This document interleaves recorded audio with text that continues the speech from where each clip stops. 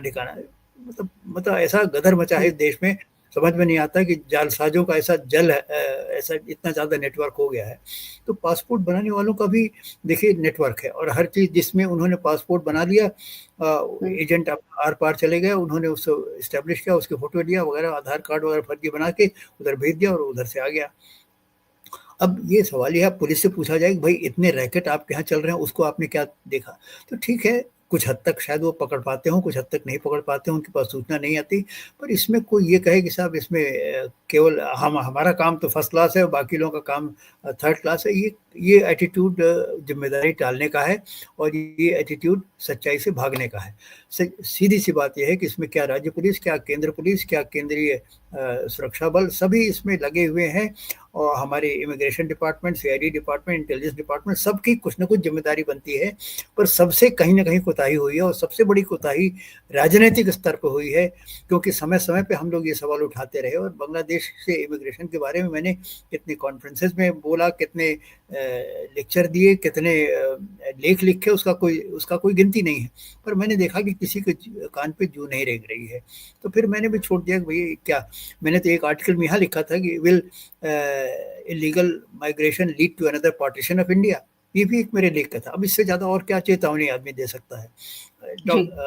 Governor Sinha थे, उन्होंने सरकार को एक रिपोर्ट भेजी, प्रेसिडेंट ऑफ इंडिया को गोपनीय रिपोर्ट भेजी, उसमें लिखा कि अगर यही हालात बने रहे तो एक समय ऐसा आएगा जब लोअर आसाम के कुछ हिस्से बांग्लादेश कहेगा कि ये हमको दे दो, क्योंकि सारे तो मुस्लिम बाहुल्य हो गए हैं।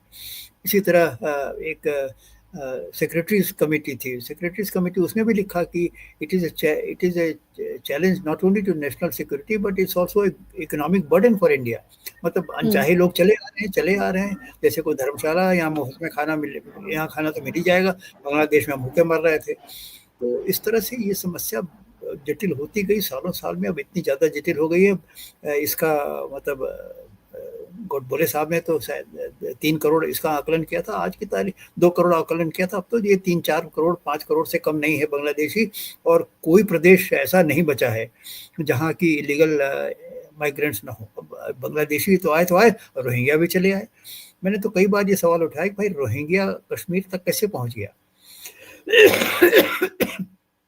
पहले तो उसने सीमा पार की, चलिए वहाँ बीएसएफ से पता नहीं। उसके बाद सवाल यह है कि बंगाल, बिहार, उत्तर प्रदेश, पंजाब, पहुँचते-पहुँचते कश्मीर तक पहुँच गए। मतलब दलालों को ले जा रहे हैं और 200-300 की संख्या में जा रहे हैं, कि इतना बड़ा मूवमेंट हुआ कैसा है? भारत सरकार को इसकी एक उच्च स्तरीय जाँच करा के इसमें मतलब कुछ लोगों को दंडित किया जाना चाहिए। क्या तमाशा क्या है? Anybody can cross the border and reach up to J and K. तो रोहिंग्या बांग्लादेशी आए, रोहिंग्या आए, मतलब जिसको जहाँ प्रताड़ित हो रहा है वो सब हिंदुस्तान में चले चलो। ये तो ऐसी जगह है कि जहाँ कोई बोलेगा नहीं, और सब लोग हम नेता ये देखेगा कि इनको अपना वोट बैंक बना लो तो और अच्छा है। तो ठीक है, वोट बैंक बनते जा रहे हैं और देश का कबाड़ होता जा रहा है। ये ज्यादातर घुसपैठिए जो है उनका जो आईडी है वो वेस्ट बंगाल से क्यों होता है सर, और वो वहां से फिर ट्रेन पकड़ते हैं और दिल्ली आ जाते हैं और फिर यहाँ पर ट्रांसफर करा लेते हैं अपना सारा? देखिए वो वहाँ पे इसलिए कि वहाँ पे मतलब एक तो मुस्लिम बाहुल्य ऑलरेडी कई स्टेट में हो चुका है, और सरकार का इस दिशा में एक ऐसा उदार दृष्टिकोण है कि भाई ठीक है, हो रहा है, होने दो, ये हमारा वोट बैंक बन जाएगा, जितने लोग आ जाते हैं, अगर इस तरह का रैकेट है तो चलने दे रहे हैं। एक सरकार के एटीट्यूड पे डिपेंड करता है। देखिए पॉलिटिकल विल अगर हो और अगर पॉलिटिकल डायरेक्शन सही हो तो पुलिस को काम करने में दिक्कत नहीं है। पर यह है कि अगर पॉलिटिकल कनाइवेंस हो, पॉलिटिकल इंटेलिजेंस हो, पॉलिटिकल एकोमोडेशन हो, तो फिर ये सब चीज़ें चलती रहती है। और बंगाल में इस तरह का काफ़ी मतलब पुलिस की तरफ से काफ़ी छूट रही है। मैं थोड़े दिन पहले की बात बता रहा हूँ। मेरा बेटा वहाँ पे एडिशनल डीजी बीएसएफ के तौर पे तैनात था। उसने बताया कि मतलब सेंटर से टीम आई थी जांच करने। अब सेंटर की टीम को ये डर था कि भाई हम पिट जाएंगे, हम घिर जाएंगे, हमारा पता नहीं क्या होगा, और राज्य सरकार उनको सुरक्षा तक नहीं प्रदान करने को तैयार था। तो वो बेचारे बीएसएफ के गेस्ट हाउस में ठहरे और बीएसएफ ने उनको सुरक्षा प्रदान की। अब अगर सेंटर से कोई टीम किसी जांच के सिलसिले में आपके प्रदेश में आती है तो कम से कम न्यूनतम इतनी कर्टसी तो आप दिखा सकते हैं कि उनको सुरक्षा प्रदान करें। अरे जांच के लिए गवाह न पेश करें या फर्जी गवाह पेश कर दें और उनको गुमराह कर दें, वो तो अलग बात है। आप उनकी सुरक्षा तक नहीं कर सकते। वो आ गए हैं बेचारे, वो डरे हुए हैं कि भैया हम कहीं बाहर जाएंगे तो पिट जाएंगे। तो ये मतलब एक राज्य सरकार का केंद्र के प्रति जो एडवर्सरियल रिलेशंस बराबर से चला आ रहा है, इसकी वजह ये बहुत बड़ी वजह है कि बांग्लादेशियों ने इसका फ़ायदा उठाया और माइग्रेशन जो हुए वो, और माइग्रेशन के लिए जो इंफ्रास्ट्रक्चर चाहिए, जो आधार कार्ड चाहिए, जो भी और डॉक्यूमेंटेशन चाहिए, वो सब वेस्ट बंगाल में आसानी से बन जाता रहा। तो राज्य सरकार ये कहे कि हमें मालूम नहीं, भाई मालूम तो आपको सब रहता है, अब सवाल ये है कि आप किस पे कार्रवाई करना चाहते हैं या नहीं करना चाहते हैं।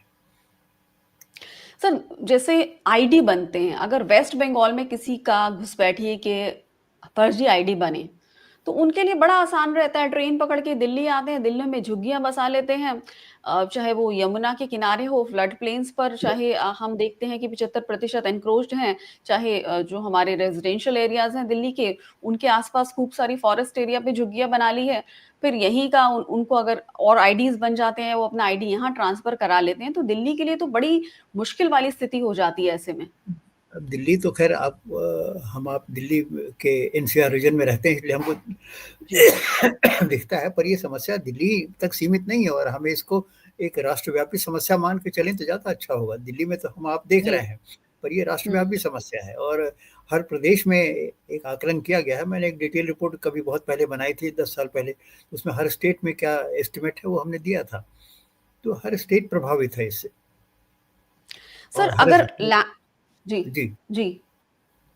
तो अगर बीएसएफ को मतलब किस तरह की चुनौतियों का सामना करना पड़ा, खास तौर पे अगर हम इसकी बात करें लैंड एक्विजिशन को लेकर, क्योंकि कहते हैं फेंसिंग के लिए क्या राज्य सरकार और खास तौर पर वेस्ट बंगाल सरकार से कई दशकों तक कैसा रहा उनकी उनसे सहयोग, और इसके अलावा ये भी कहा जाता है कि जो पब्लिक है, खास तौर पर ये जो वेस्ट बंगाल का एरिया है या जो भारत बांग्लादेश बॉर्डर है, वहाँ पब्लिक बड़ी हॉस्टाइल रहती है, मतलब बीएसएफ के प्रति, या कोऑपरेट नहीं करती है, या फिर जो है वो अपने खेत हैं या घर हैं उन्हें पीछे नहीं ले जाना चाहते। देखिए, पब्लिक की हॉस्टिलिटी इसीलिए है कि उनके धंधे इसमें चल रहे हैं। देखिए, इसमें बहुत मतलब लाखों करोड़ों रुपए का ये व्यापार है और जो सीमावर्ती लोग हैं वो इसमें लगे हुए हैं। अगर सख्ती से इमिग्रेशन बंद हो जाए, कैटल स्मगलिंग बंद हो जाए, तो उनके धंधे बंद हो जाएंगे। तो ये तो उनका एक डेली का बिजनेस हो गया है और इसीलिए वो हॉस्टाइल हैं, इसीलिए वो लैंड एक्विजिशन में रुकावट डालते हैं, इसीलिए वो बीएसएफ के